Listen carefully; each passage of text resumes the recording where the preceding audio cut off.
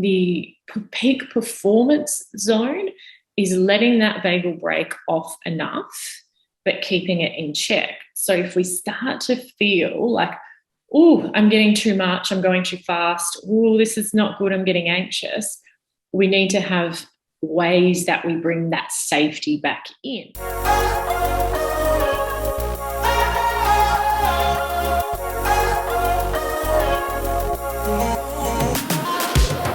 Hey, this is Jackie Tan and welcome to the Bodies Built Better podcast, the show all about human performance. I have the honor of chatting with athletes, coaches, scientists, health experts, and ordinary people doing extraordinary things. We explore the body's incredible ability to heal, adapt, and evolve so you can crush limitations, reconnect to your body and mind, and discover your extraordinary potential. And today on the show, I chat with vagus nerve specialist Jessica Maguire. Jessica has treated patients for over 13 years as a physiotherapist, but now her specialty lies in teaching you how to repair your nervous system via the vagus nerve. In this episode, Jessica explains what the vagus nerve is, why it's important, and how to identify if you need to be nurturing your vagus nerve. The connection between your brain and nervous system via the vagus nerve is the key to emotional, physical, and psychological well-being. This is such an important conversation, especially with everything that has happened over the past couple of years with COVID, with lockdowns, and what is currently happening in the world today. So if you are feeling affected in any way, or you simply want to learn how to manage your response to stress so you can recover quicker, keep focused, or simply perform at your best, this episode is a must listen. So without further ado, enjoy this episode with Jessica Maguire. Jessica, thank you so much for chatting with me today. Welcome to the Bodies Built Better podcast. Thank you for having me, Jackie. Oh, pleasure. It's so good to have you. We are talking all things the vagus nerve, and whilst I think it's definitely coming to the forefront of the health and wellness space, I think there's still so much that we don't understand. And that's where you come into it today. So I'm happy to have you here. But before we get into that, I'd really love to know a little bit about your journey, because you are a physiotherapist, but you transitioned into this sort of work. So how did that happen? Yeah, it was an interesting process to come to working mostly with what's called the autonomic nervous system and the vagus nerve. Throughout my time at uni, I first started looking a lot at the heart rate, particularly through exercise and things, but also tracking that with ECGs. And then when I studied physiotherapy, it really fascinated me, but I found it so complex. Looking at how things like with chronic pain, there are changes in the brain. You know, I was thinking, well, if someone's back hurts, surely that's at their back. But what the science was showing that no, there's actually changes to the way the brain processes it. There's sensitivity to the spinal cord. And what I found over 13 years of treating patients was that there were a certain group of people that didn't get better with the manual therapy techniques that we were taught. And they needed a particular framework that was different to how we look at, say, someone is moving house, they bend forwards, they hurt their back, we do some manual therapy, they do a few sessions, they get better, off they go. But for some people, the pain never got better. And so this really fascinated me, and often I saw them with several factors going on. So they had anxiety, gut disorders, all tied in with that chronic pain. And I guess, really knew there was something else going on underneath that, a system and a framework, but we weren't sort of taught anything as in terms of understanding that whole blend together. So, the modern pain science was showing we can't separate the body and brain in terms of the somatic body or the musculoskeletal system. But what sort of came to light for me after changing my study to look specifically at that system around stress regulation, gut disorders, all of that, was this, how the vagus nerve explained it. And so for me, it was like light bulb moments of, oh, that's what it is, because it had been quite frustrating to help people get better and to sort of explain this connection between the brain and body. But then people were like, well, what does that mean? So it for me was like a coming home to, oh, yes, this makes so much sense. Yeah, that's sensational. And even you just saying that, like, I mean, as a massage therapist, there are so many times people will come in and will be like, I've still got that pain. And, whilst we can offer temporary relief, understanding that there's something deeper that could be happening and looking at it in a different way is super important. Absolutely. Absolutely. Yeah. So, well, let's get to basics. What is the vagus nerve and why is it so important? Sure. It's rather than one nerve, although that's what we think, with the name, it's like vagus nerve. It's actually a series of connections throughout the body. And it starts off in the brainstem, and then it travels down. There's branches going to the heart, there's branches going to the gut, and then there's branches going from the heart up to the face. So in a way that whether we're detecting if something's safe or dangerous, all of those systems are being activated in different ways. And it connects to almost every organ. And it's even being shown now that there's projections up to higher centers in the brain. So, as we look at it as this series of connections, and we can't really hack our vagus nerve with this one little trick like we think, but we can certainly improve those feedback loops between the brain and body. And we know from the biomedical model of medicine, which is amazing, we've got antibiotics, we've got surgery, we've got really good at looking at acute things, but it's not so good at looking at chronic things. So this is where there are people who get, say, a gut disorder and, say, for instance, irritable bowel syndrome. That's now been reclassified as a disorder because of that interaction between the brain and body, because of the way the vagus nerve is functioning. And so if you think about it, people with high levels of stress and anxiety are more likely to have IBS or a gut disorder. And the vagus nerve explains that so beautifully, because we can see that it runs from the brainstem coming all the way down to the gut and will change the way the gut motility or movement of food through the gut is happening, which in turn changes our microbiome. And then that feeds back up to the brain for neurotransmitters and hormones like serotonin.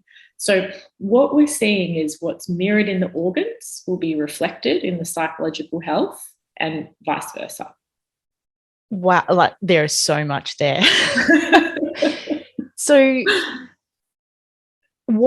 based on what you just said, is it the stress that is the cause, like of the domino effect? Stress, then the gut health, the vagus nerve says, well, this is what's going on. This is now a new pattern or a new map. Like, is that what's happening? You can certainly look at it that way. So we would look at, say, stress, whether that's chronic or traumatic stress, as likely to be starting that process off. I guess it's worth pre-framing this to say stress actually isn't bad for us if we get to recover from it. So, that push outside our comfort zone is good for us if we discharge that stress activation. But if we say that when we have a stress response, so let's say I've got a huge presentation coming up. I will have an increase in a pathway, so we call it our sympathetic nervous system, or activate, and I'll feel that mobilizing energy come into my body. Now, all that is then is stress, is mobilizing energy to deal with the challenge. when that's over, let's go back a bit. At the same time as that sympathetic energy is coming out, the vagus nerve is actually withdrawing, we'll say. So it's coming off our heart and it's letting in energy. So that's a good thing. That gives us focus, passion, drive. And for me, I feel it even talking to you because I love this topic so much. Then what would happen is after my big presentation, I might be quite scared and have sweaty palms and my voice might shake a bit. But afterwards, my vagal brake specifically, but the vagus nerve would come in, slow my heart back down, slow my systems back down, and I would feel a discharge of that activation. So, you might get like I'm glad that's over. Or you feel it moving out of your body, the energy shifts, you slow down. That's a really healthy part of our inbuilt physiology. But let's say I have something stressful happen, and it's more. I saw this in Australia. We had at the beginning of 2020, there were bushfires, and then COVID hit straight away after that. So there was no time for people to recover from something that was extremely stressful. Then there was another stress. So the sympathetic activation remained on, and the vagal brake or the vagus nerve remained off.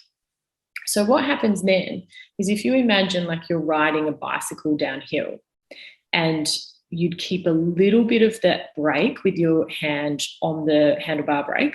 I don't know what that's called. The front brake. The brake. That's what the vagus nerve, the branch that runs from our brainstem to the heart, is doing at rest. So it's always just slowing our heart a little bit down to around, 60, 70 beats per minute, give or take, depending on lots of factors. But what can happen is as we face more and more stress, that gets dampened. So it's a little bit like we're riding downhill with the brake released too much. And so then when we have a threat or a challenge, we move into fight or flight rather than just mobilizing that energy that we need. So if I was then going to do that big presentation, I might be overwhelmed to the point where my heart's racing, I can't talk. I might even have that experience where I leave my body. You feel like you're watching yourself out of your body. Some people go into a freeze where they just can't speak at all. And that's where we start to see when the brake is off, we're spending a lot of time in the states of fight, flight, or freeze. And that then leads to issues with our organ health. So say with the gut, if I was in that state a lot with the vagal brake off, well, the way that my nervous system would affect my gut is it would slow down gut motility because it would take the blood to my shoulders and arms, getting me ready to run away or fight whatever's going on. So long-term projects like digestion, regulation of our sex hormones, they get pushed aside, and it's like we're just in that mode ready to take on whatever's happening. And when we spend a long time in that state, that's really where we start to see these issues arising. Yeah, so tell us more about that. When we just can't get out of that state, what is happening? So we can look at it as having a window of tolerance, which was coined by Dr. Daniel Siegel, who's a wonderful neuroscientist. And he says that when we feel calm or we might feel a little bit nervous, but we're inside our window. So when we're inside, we're flexible, we're adaptable, our energy is, or our thoughts are coherent, like we're not having thoughts that are like, oh my God, this is going to happen, or we're not sort of so vague that we can't have any thoughts. Our energy is stable and we feel pretty much in the present moment. But as I mentioned before, if the vagal breaks off and we move up into that fight or flight, up the top, we can go up into that state of hyperarousal. So we might feel panicked, hypervigilant, our heart races, and we can spend long periods of time in that sympathetic state, and we might start to see it in our behavior. So maybe I first struggle to sleep. That's a big one for a lot of people. And then struggle to sit still, struggle to relax, to focus, to finish work and be done for the day. We might see it in our relationships where maybe we criticize people more, or we start arguments with our partner, or just probably a bit more reactive than what we would normally be. And over time, as that goes on and on and on, we can end up with chronic pain because, you know, we're always in that state of, I've got to be ready to run or fight. The gut disorders we can see. The other state that we can go into that I mentioned is like a shutdown or a hypo-arousal state, which means a low arousal state. So sometimes after people spend a lot of time in that fight or flight, they'll drop down into like a burnout state. Or if stress goes so high, they move into an immobilization response, which is like a freeze response. And so when people spend long periods of time there, they tend to find themselves procrastinating for long periods of time. They might feel a sense of numbness or cut-offness from the body, which is really a dampening between that brain-body connection we were talking about before. And that's an adaptive response a lot of the time to overwhelming sensations, but that plays a big part in chronic health issues as well, because as I mentioned at the start, we need that two-way connection from the brain to speak to the body and back up again. And that particular term we can look at is interoception, which is interoception,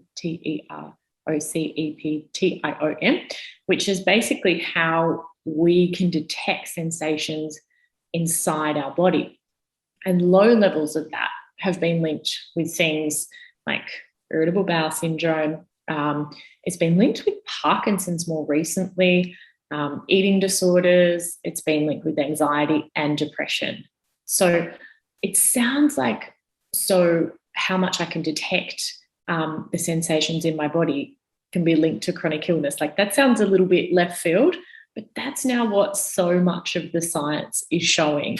And so whether we're in that hyperarousal where we're really driven and maybe sensations make us run away with the story that something really bad's going to happen, you know, like, oh, I feel this anxiety, oh my gosh, things are going to fall apart, or whether we might go, oh, I feel disappointment, I feel a sense of flatness, things are never going to work out, it's useless. That is definitely playing out in that communication between our brain and body, and it's not just implicated in our physical health or our emotional health, but really how at home we feel inside of our body. And that connects us to a sense of belonging in the world. It connects us to our relationships. So this is why I feel that this work is so important, because the number of aspects that it's influencing is enormous. It's so easy. I'm so overwhelmed at the moment with all of that because I want to go down all these different paths.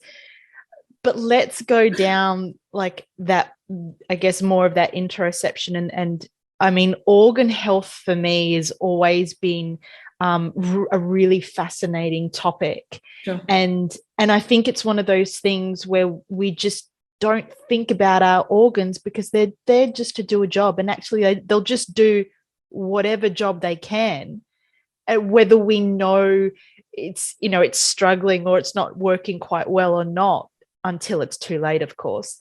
Yes. So I really find that organ part really interesting. So can you tell us more about that connection with our organs? Yeah, absolutely. So a lot of the time there's information, or all of the time, there's information being relayed from our body up to our brain. And it's mostly via the vagus nerve because 80% of its fibers run upwards. So we probably used to think of the way we are as being very brain dominant. like the brain's in charge and it's controlling everything down there. But that's not necessarily the case. We can't sort of say, we are just this skull with something in it walking around with the body. What's happening in the body is equally important.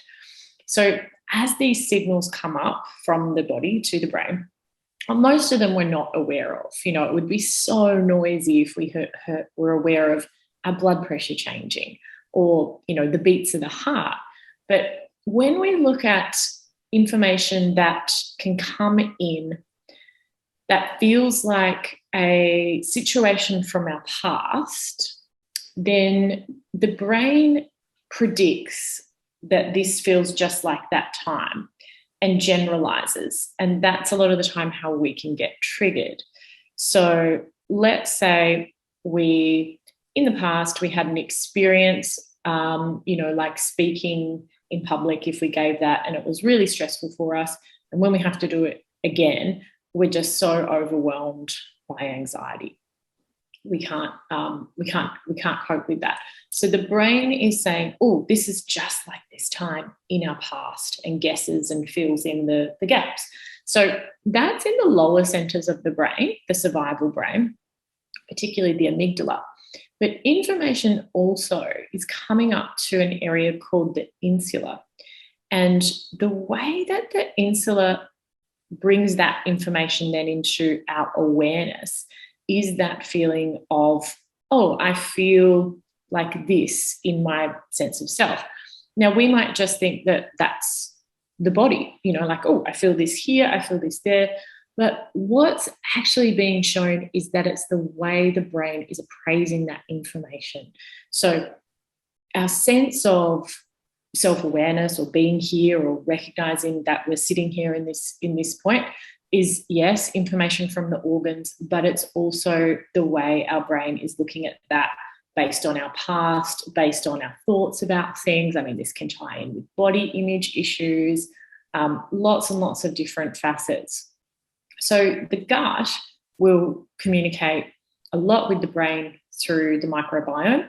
We know that the vagus nerve penetrates the gut, and the health of our microbiome will change how it's communicating up to the brain. And we can look at this a little bit like the soil that our neurotransmitters and hormones grow in. So if we were to say for serotonin, the levels of serotonin will be influenced by the balance of our microbiome. And that in turn is influenced by, if we think of, say, those 80% of fibers carrying signals up to the brain, and the brain's kind of in the dark, right? It can't actually see what's happening. It's just relying on signals from nerves, but also chemical signals. And then that will change the 20% of the fibers running back down of the vagus nerve, which will change how our gut is functioning. So it's like this ongoing loop of organ to brain, brain to organ. And the levels of stress that we have will then affect the gut. And then the gut that health will affect how we cope with stress. So it just keeps going around and around. And we also have the same with our heart. So the way that our heart beats will send messages to the brain, which then influences how the vagal brake is working. So we've got this very interactive, interwoven, relational system between our brain and body that we can't sort of separate like we once thought of, that they were so different. Though that information coming up is affecting our decision-making, our sense of belonging, how we feel, and as I often say, how much we feel at home inside our body as well. So for some people who are often in those survival states, that takes them out of the present moment. And so a lot of the work we do is help people come back to feeling in the present moment and in their body. Yeah, huge. It's something that I have experienced myself. Obviously, a lot of people have, considering the last 2 years. But yeah, that 2020, when everything just felt like it was falling apart. You know, all those symptoms that you're mentioning is certainly something I've experienced, to the point where everything felt like it was just shutting down, and your body is just saying, well, it's time to do something different now, because this isn't sustainable. So stress is a big thing, and yeah, gosh, that domino effect on everything else is huge. Absolutely. And you mentioned stress and it being, you know, good for us as well. Can you break that down a bit firstly before we get into it even more? Yes, absolutely. So that window of tolerance that I was speaking about, we can, it's dynamic. So our tolerance for, it's not like putting up with stress. It's tolerance might not even be the right word to use in that framework, but let's say it's our ability to stay regulated when stress arises.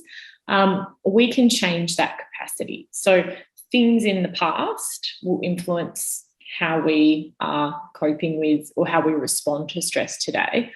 But also, we can have the level of stress affected by, we call it the biopsychosocial model, which is a very long word, but it basically means biological factors can influence how we cope, psychological factors, so what we believe about it or what we believe is going to happen.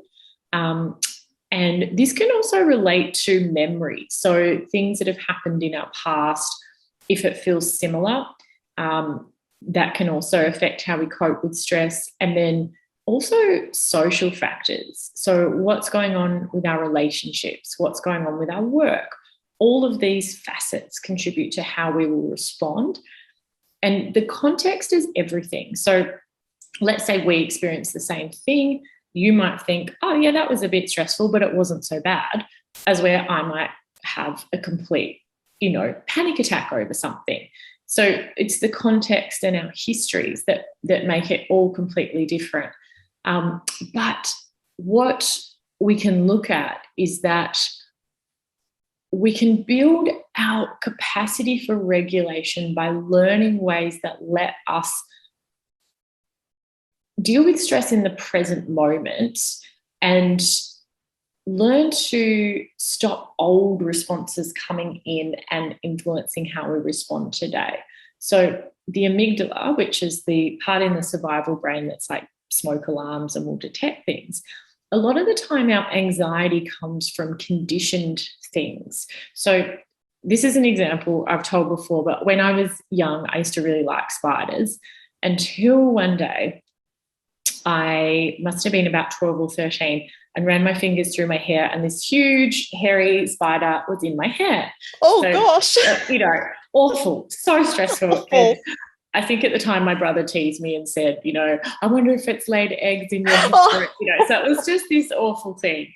And so today when I see a spider or anything crawly, the first thing that happens is my head gets really itchy.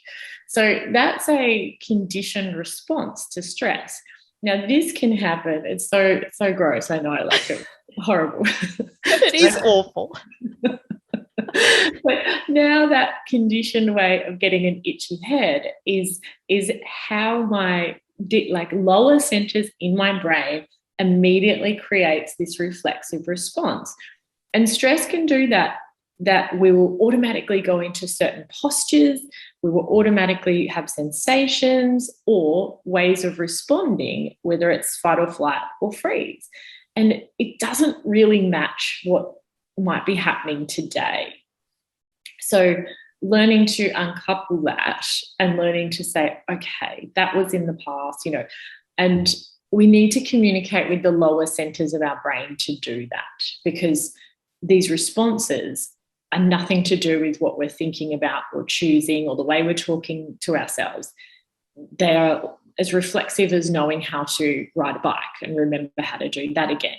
So it's an implicit memory system, which means we just automatically know how to do it. That's so huge. And it's such a great example because I've just had a response based on what you were saying. Like, yes. Oh my God, I've got goosebumps and the heebie-jeebies. Huge. So how do we then, like, logically we go, we experience a situation and we know that it's not actually that awful or stressful or even happening to us. Yes. How do we talk ourselves through that? Yes, absolutely. It's $1 million question. So what we want to look at is ways that we can use bottom-up regulation and top-down regulation. And this is how we best cope with stress. So with bottom-up regulation, we're looking at how we can shift, say, our posture, how we can shift our body, how we can change our breathing patterns and change the messages that are coming from the body up to the brain, hence the name bottom-up. We can also use top-down techniques that help us to focus in certain ways with our attention, and that will send a message to the survival brain that things are not so bad. So another example of this that's quite probably resonates with a lot of people is, when you are worried about something, so let's say it's COVID, so you pick up your phone and you start reading everything, all the information, all the news on it. Well, when we direct our attention at things and there's more fear, although we are doing it as a strategy to cope with fear, we want to have information and know what's going on because that level of uncertainty doesn't feel good. We're sending a signal to the survival brain that there's actually more danger because we keep reading and looking and putting our attention on news. So this is really important to recognize in ourselves, that more information does not necessarily mean more safety.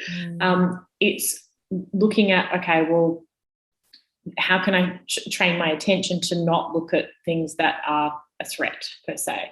And one of the best things can be to spend time with somebody who is in a regulated state. I mean, you saw just by seeing my expression and knowing that story about the spider, it created a physiological response in you. It certainly did. So we can certainly learn that other people, through mirror neurons and other resonance circuits, we will pick up on their state as well, which is called co-regulation. So that's one of the best tools to use in those times when we're really stressed. Yeah, wow. Well, what happens when not so much now, but the lockdown, and when we're isolated from people and, managing all of that, then what? Yeah. I mean, look, technology can still help us. So we can still have co-regulation, talking back and forth in a conversation on Zoom, like seeing the expression on someone's face, or on the phone, hearing a voice with prosody, which means there's variation in rhythm and pitch. Like you'll hear parents intuitively do this to their children, where they'll start talking in a sing-songy voice. Okay, that's an exaggeration of what we would do for each other. But that prosody, where there's change in rhythm and pitch, and when we hear that, that is still a great way to, on the phone, have it has a soothing effect on us. Texting can be good, but also it can be a bit tricky, because sometimes when there's not that reciprocity, like for a long period of time, we kind of feel a bit, okay, there's not the back and forth. So that can have a little bit of an impact on our nervous system. But we can certainly lean into FaceTime, Zoom, Skype, and calling each other when we still need that connection. That's so huge. And I've noticed even with myself now, changing when you're contacting someone, I'd rather contact them via FaceTime so I can see their face, so I can see their expressions. It's so different now. And even if I'm going into a cafe and I've got my mask on, I'll make sure I smile like harder so they can see the creases in my eyes, so they can see or feel that I'm smiling, or I'm in a happy state, trying to exude that energy. Yes, but that's a massive thing, is just going to a place where people are, that we are not designed to live in isolation or be away from people. So lockdowns were brutal, but even just going to a park outdoors where there's lots of people around, or a shopping centre, and getting that smile. It just needs to even be a small chat with somebody can be enough. I noticed yesterday going for a walk, and a lady and I just stopped and said hi as we were walking. And it's enough to get a feeling of, the world feels a little bit safer. And that's really what happens with how we'll respond to stress. All those factors are coming in, like, connection. Do we feel like we're putting more little things on the scales of threat by looking at news, responding to things we can't control, saying things are going to be just like they were? Or do we put little bits onto the scales where it comes to safety, where, we might try and have connection with people, or we might try and get out into nature? But it's more than just, okay, I'm going to do this practice every day, once a day.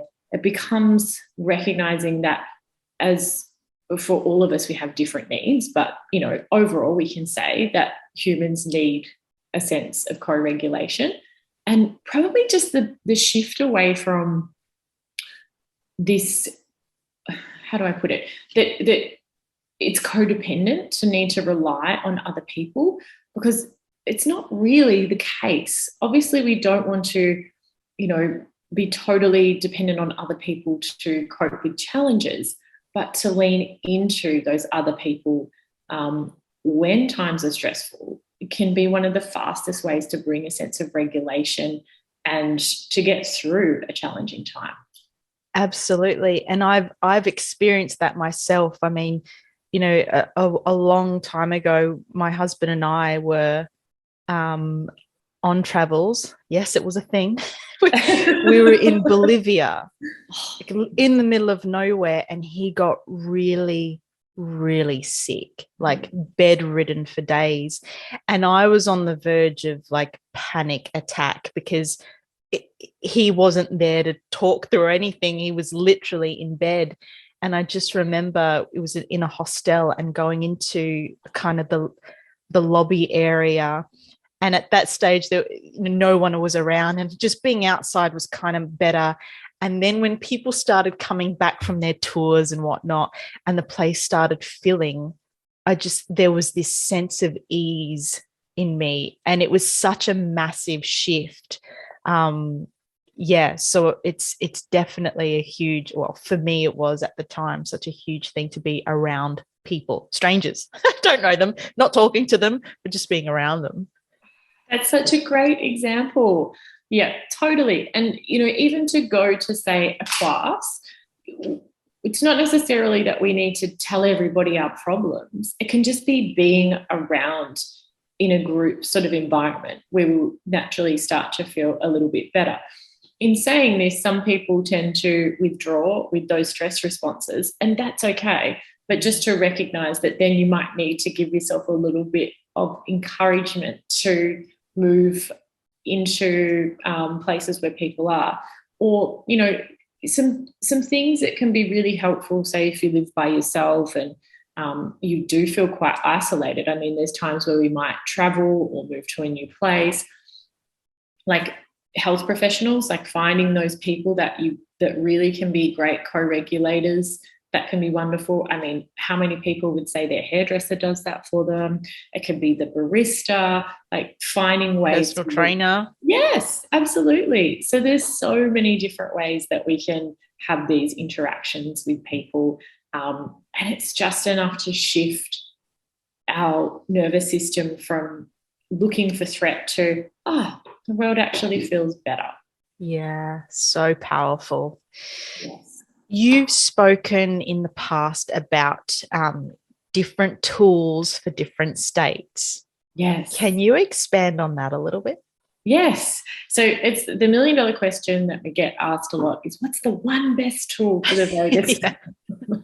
And, there's a lot, and I'm sure people have seen some on Google and things like that. And I don't want to discredit any of them. I think the key is that there needs to be an attunement to our nervous system. So let's say you're telling me about a difficult time, and, you know, it's really sad, and you've really gone into these feelings where you've told me how low it's made you feel, you know, and I can, let's say, potentially I would be able to feel that sense, you know, of lowness, like, wow, that sounds really hard. And then I responded with, well, you'll be right, let's go. So I must admit, I've done that with my husband. Oh, you'll be fine. Move on. No, not the way to do it. I love that. So there's a misattunement there, and that, you know, we know what that feels like.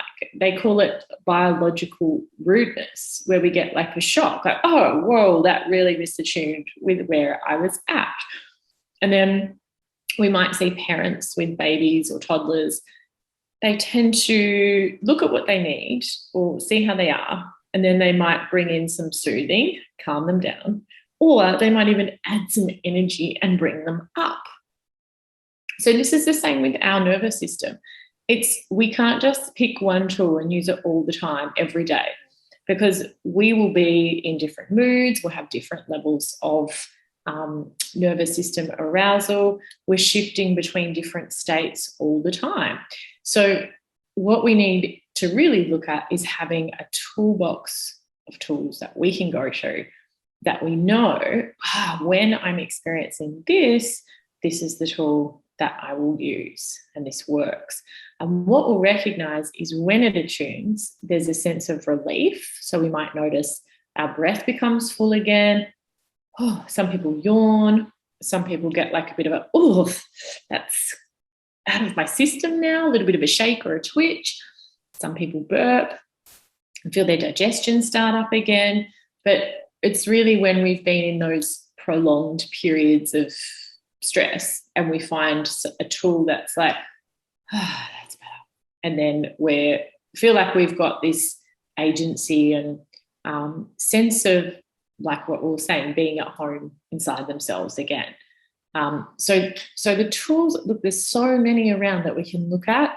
And I'm sure so many people say, you know, oh, for me, it's when I go for a run, or for me, it's when I listen to music. So if we know what it is that helps us the most, and we've spoke about the biggest tool of all with co-regulation, and how we can bring that in already, if we can set that up so that we have more things that help us to come towards regulation, we know that we're not going to have as much stress. We're not going to respond as strongly. I mean, things will happen. Stress is part of life, but we're better equipped at facing those stresses, where we have more resilience and will return back to regulation faster. You mentioned running as being one of those things, and I work with a lot of runners, and yes, it certainly is a stress relief for a lot of them. I'm just wondering, because obviously psychologically we can get into our own heads as well, and you know, when we use that as an outlet, but then something happens during that. So let's just say a trail runner is out in the trails and they're, you know, loving life, and then either, you know, something happens, a snake comes out, and, you know, it's just pouring with rain and interrupts. Yeah, like something happens to influence that moment. And then the next time they go out, there's that anxiety around it. It's the thing that they loved, but now it's sort of tainted, and then get this reaction. How do we work through that? Yeah, it's definitely finding a way to bring a sense of safety in with that, which, you know, can be going for a run with somebody else for the first time. Like, that could certainly help. Or maybe going to a different environment, because of that association that the amygdala is making, it may automatically set that off. Or just doing part of it and going somewhere else, so that it's not, you know. But if they're getting into that state where it's like getting to the part where this happens with people after they have a car accident, they'll sometimes, whenever they drive past that spot, their heart will race, they'll get kind of arms. And that it all makes sense. I mean, that if you look at it from a survival point of view, it's how like all mammals survive is by learning and not making the same mistake again. I mean, for us, it's okay, but for a lot of animals in the wild, it would mean death if they made that mistake again. So part of it is learning as well to bring that awareness into the present moment and slow things down a lot so that we can actually process that stress response. So what can happen is when there's really strong activation or something that we call traumatic stress, we get a activation of that sympathetic nervous system energy that I spoke about before. But we also can get a branch of the vagus nerve taking us into our immobilization response, or that's also been called the dorsal vagal state. And we'll go into a freeze because we have all this really strong sympathetic energy, but then it's like we've put the brake on as well. And that is technically when there's a lot of talk now when people say, well, is this trauma? Is this not trauma? It doesn't really matter because it'll be unique for each person based on their values, their genetics, lots of factors. But what's most important is the way that it changes our neurobiology. And so this pattern of freeze, of strong sympathetic and the brake can both come in. And so when we learn to discharge that stress response, if it's still part of our physiology, then we can return back to a baseline. So some people who experience strong dysregulation, it's almost like the stress response never got to complete. And so the survival brain is almost activating it so it gets the chance to complete this response, if that makes sense. So to come out of something like that, it would need to be being able to, in the present, allow that physiology to discharge rather than say, like you could slowly ease into it, but eventually avoiding things is a way that we are not really coping with life as well. So we don't want to push ourselves where we override things and move into panic or completely shut down because the threat's too much. But we also don't want to avoid things and undercope, because either way we reduce our resilience. We want to learn to coax ourselves back inside that window of tolerance as stresses hit. And for the runner, it would probably be really helpful to recognize earlier. So, okay, I recognize I'm getting anxious. I'm going to try and slow things down. I'm going to slow my breathing down, just have a walk, pause for a minute, and then keep going again. And so what a really interesting study found with panic, which we thought is just like, comes on spontaneously or instantly, is that a lot of people have symptoms of a racing heart. They have changes in their breath for up to an hour before, but they're not aware of it. And then the panic hits, and then it's like, oh, but there were changes in that hour that people made before, and their panic attacks stopped. So when we have an awareness of our nervous system, we're back in the driver's seat to calming back down before it turns into a full-on episode of panic. Brilliant. That's so good. And this is completely random because it just came to my head when you were saying it. But you were saying either avoiding it or pushing ourselves into it. Neither were you saying is good or bad for either of them at the time. Yes. But it just completely random thought reminded me. So recently I've been watching SAS Australia. Okay.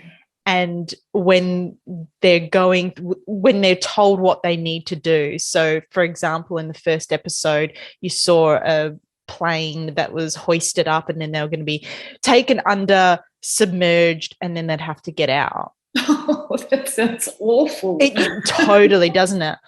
And so, and all of them did it, but prior, a lot of them had huge sort of fears, like started crying, like shakes during.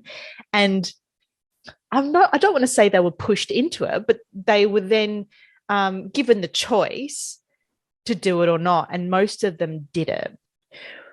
So I guess my question is, when we're overcome with such a fear that it gives that sort of reaction, and I guess, we could say we push through it. Yeah. And then on the other side, we come out and go, oh my God, that was incredible. I did it. I'm so proud of myself. Like, how do we know where's that line of fear is taking over? This could be, if we get through this could be a good thing and good for building that strength and mental resilience, or like, bad idea, just don't do it. Totally. It's a great question. And the one word I would say to that is it's all got to do with choice. So let's say you want to go skydiving and you are so scared, but you'll feel like, oh yeah, I've got the choice. I'm doing this, I cannot do it. Then it's not as scary. But if someone's forced you and you had no choice to do it, it is going to be, that's more likely to be traumatic stress. So choice really is the key in that. I mean, if you look at initiation ceremonies, people in that can experience zero pain, even though they're having a lot of tissue damage done. There's that sense of, well, this is a good thing. I'm moving into manhood. But then we can see for somebody, say, who is a violinist and they cut their finger, it's been shown that the pain will be significantly higher for them because it could affect their identity, their income, all of those factors weigh in. So if you look at, for us with stress, it's the same thing. If we're doing something and feel like, like on a show like that, there's people around, at the end of the day, they know they could stop. And for some people, it might push them to that point of traumatic stress if it triggered like something in the past where they felt powerless. But what we look at is, if we feel that we have agency, if we feel that we have a choice in, okay, I'm really scared, but I'm going to do it, it is unlikely that will be traumatic stress. But if there's if we're going into a situation and our survival brain interprets that we're powerless and defenseless, it actually releases another wave of stress hormones, and our physiology changes so much from that. So it's a tricky one, isn't it? Because I mean, for me, skydiving would be the last thing I would ever want to do. But I'm with you on that. But it came after being in a scary situation in a small plane where we were really close to crashing. So, I think that's where, sorry, I keep telling you these awful stories. Another effect. Sorry. So I think for me that the thought of skydiving I've associated with the small plane, but prior to that, I probably wouldn't have been as scared. So if we look at, does this remind me of, because, for me, flying after that, I had very strong visceral symptoms and had to do a lot of work around not having heart palpitations on plane. Totally. But now it's totally fine. But I wouldn't want to, the feeling of getting into a small plane and being really scared is more what it is from the association than, so there's lots of things that we've got to look at. Like, is this similar to a traumatic experience in my past? Because if it is, then we're more likely to experience that as traumatic stress today. So the choice is the other part, the context, and I would say how much we're, on our own or feel supported by other people. Huge. And all of that you've mentioned that, it was a completely controlled environment. If something happens, they are actually really safe and be pulled out and all of that. So I think knowing all of that really makes a difference as well. Yes. Let's we're on the home stretch now, and I wanted to talk a bit about the vagus nerve around athletes and performance, performance anxiety or even excitement. How can we manage that so that we can get out there and still perform really well and not either burn out because we were so excited or too nervous? Yeah, that's a great question. And I love that we get to talk about this because it comes under a state of the nervous system we would call play. So I've mentioned before how when I would say talking to you now, I can let a little bit of that vagal brake off and let the energy come through, but it's still controlled. So where we see that people lose resilience is when they let that mobilizing energy in, but there's not enough of the vagal brake to keep it in check. So when we can learn to come into situations that are a little bit challenging or stressful, and let's say you were my coach and I was going to play a game and I was really nervous. So let's just say it's tennis. And before the game, we chatted back and forth. That reciprocity would start to calm me down a little bit. And then also just being, if you were in a regulated state, I don't know if you saw Kelly Slater won at Hawaii. Mm-hmm. I loved his speech afterwards because he basically said how his girlfriend said that morning to him, just remember to come back to the present moment. So he said that whilst he was in the final, now this guy is just turned 50. He has guys half his age competing against him. So from a physical point of view, he's probably, they've probably got that already. Past his time. Well, he's definitely pushing what we might have said was, but hey, you've really got to hand it to him. Absolutely. So, yeah, amazing. So he was utilizing coming back into the present moment. So attention would be focusing on now rather than going off into what if this happens? If I just, he was ahead, it would be so easy for his mind to go, oh, we've just got to get through these 10 minutes, then it's ours, and focus on the actual winning rather than doing his job in the moment now.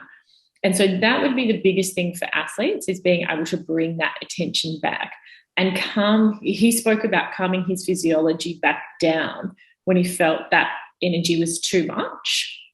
And, some people will play sport and things will go bad and they'll shut down. So they collapse, there's like that, oh my God, it's hopeless. And those people need to come back up. So obviously coming to that sweet spot is really important, but the peak performance zone is letting that vagal brake off enough, but keeping it in check. So if we start to feel like, oh, I'm getting too much, I'm going too fast, oh, this is not good, I'm getting anxious, we need to have ways that we bring that safety back in. So that could be coaches, partners, people around us that can really support us in that time. That might not always be possible in every environment with sport, but certainly beforehand, it's really important. And then learning how, like what we said, with people who get on their phone and look for the bad news, and think that's going to help, learning to focus attention into the present moment and to look for cues of safety. So that might mean, let's take the tennis player again, and I'm focusing on my opponent who is totally thrashing me, and my mind keeps going to, how am I going to deal with the press afterwards when, I'm going to have to explain that I lost. So it's being able to come back to, what can I see in this moment here? How can I bring my attention to here? And also then getting that sense of ease back into the body, which might be, all right, I just need to slow my breath. I just need to feel my feet on the ground. I just need to slow down what I'm doing for a minute. Okay, I'm right to go again. But often we either race ahead, or if we're so far into that shutdown, like it's hopeless, we might need to, okay, I'm just going to jog on the spot here for a minute. I'm going to do some movement, use my breath to bring me back up. I can do this. So it's a fine tuning, but we need to have, well, like if you look at Rafa, his rituals, they are all just automating the nervous system to respond, which is very clever. Yeah, amazing. So powerful. And gosh, yeah, Kelly Slater, such a legend of the sport and still proving it. I know. Let's go on the flip side then in terms of recovering. We've had the big game, the whatever it is. How do we use this knowledge to, I guess, would you say, calm ourselves so that our recovery systems can get a kickstart? Yeah, so definitely, we can see a lot of people have a team around them supporting them. Obviously, we're not all athletes, but looking at where, if we're talking this in terms of sport, having those people around afterwards will help to bring us back down from that heightened stage. And then I guess it's really looking at all the things that we can do that's going to aid in sleep and recovery. There's a lot on ice baths that people are, using. I think the jury, there's been a lot that talks about cold, putting something cold on the outside of the neck can help to kick in the vagus, and there's been some good studies on that as well. But I would say that the jury's still out a little bit on a lot of, those techniques. Definitely looking at, obviously, the food recovery side, but even if it's something restorative, like being in nature, like it might be the next day going for a walk in nature with somebody, and how that's going to help to bring somebody back down. But this will be unique for everybody. For me, it might be, sometimes I want time out and to be alone and to read and for it to be quiet. Sometimes, it's being around the people that are the most supportive. Sometimes as well, just, we tend to fixate on trying to talk about things so much to the point that we can keep that stress arousal going or keep in that heightened state. So, with our thinking brain, we might want to analyze or if we feel, let's say we had an event the day before and we don't feel so great about it, let's say we didn't perform at our best or something bad happened, we might talk about it over and over and over again to try and make sense of it. That can just keep driving that sense of activation. Sometimes it's better just to recognize the sensations in the body, such as I feel disappointed, or I feel that I didn't do my best, or I feel this was unfair, or I'm, not so happy about X, Y, or Z, and actually come into the body rather than trying to analyze or go over too much. That can be further on down the track. I think that's the biggest thing, because our survival brain communicates with us through stress hormones, which create sensations and emotions in the body. So when we try and outthink our feelings, we can just ruminate and go around and around and around. Yeah, that's huge. And everyone could probably relate to the overthinking everything and just, being in that state. So that's huge and powerful. Jessica, this has been so sensational. Thank you so much for your time. If people want to find you and more about your work and programs, how can they do that? Sure. So you can head on over to my website, which is just my name, jessicamaguire.com. We have our 6-week program there, and you'll find all my thoughts and writing on our Instagram handle, Repairing the Nervous System. Yeah, and the Instagram is such a great place for resources as well. So definitely head over to there. Once again, Jessica, this has been amazing. Thank you so much for your time. Thank you. Finish us off, I'd love to ask one question. What is one action people can take to nurture their vagus nerve? So you probably heard me say this so many times, but I would just say to, lean into those people who are in that regulated state when you're having a challenging time.